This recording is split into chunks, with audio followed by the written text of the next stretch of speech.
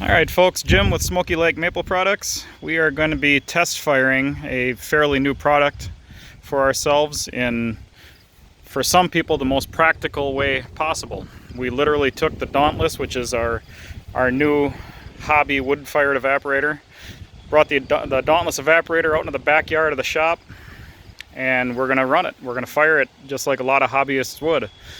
The difference is it's the 26th of September instead of sometime in March. So literally right in the backyard, right there, that's the building where the best maple equipment in the whole world is built. There's Jimmy, there's Matt, and we are the test firing crew today. We will do some more videos later on where we more definitively prove evaporation rates, and they're probably going to happen in our showroom, like where we run our evaporators normally. But we thought it'd be fun to just set up in the backyard, set it up just like a hobbyist evaporator might, and have at it. Now, essentially what we're testing today is a drop flue pan set. So this is going to be the most high performance of the 3 pan options for the Dauntless evaporator. The Dauntless evaporator, like all of our evaporators, we absolutely insist on an airtight system.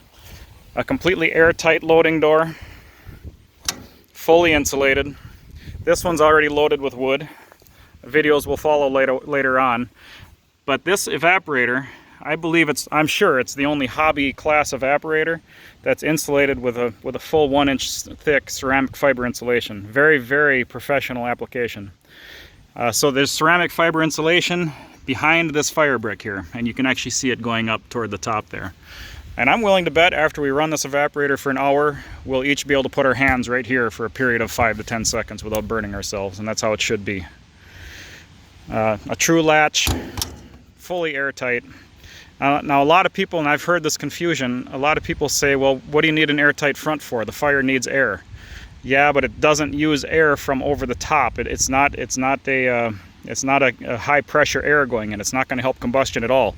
If you have a leaky door, if you have air leaking in to your system right here, guess what? That cold air just gets pulled along the pans, cools it off, hurts your efficiency, wastes your fuel. The draft control on this system is right here. Okay, that's full draft right there. When that slide is all the way in, that's full draft.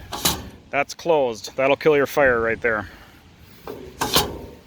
And we are going to light up, and we're going to get it warmed up. Warm up is probably going to take, this is not a forced draft evaporator, it's naturally aspired.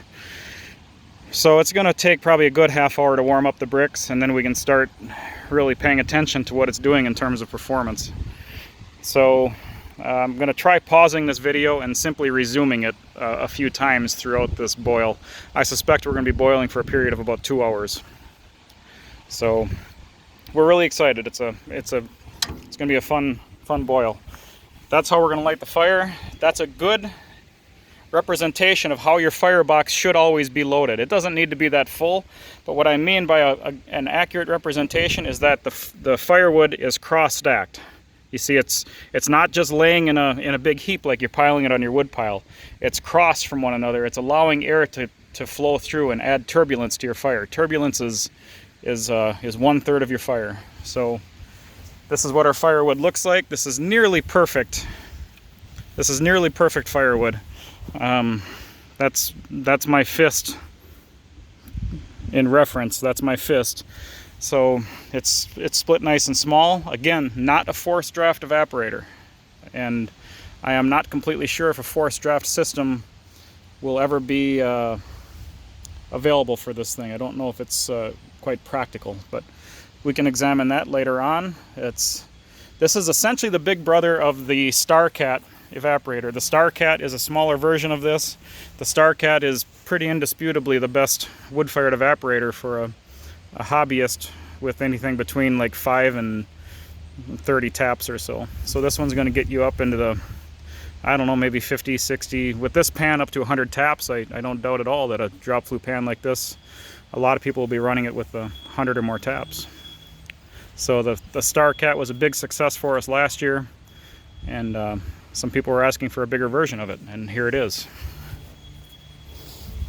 Pricing as of September 19 starts around $1,200 or so, $1,300 shipped to your door, free shipping.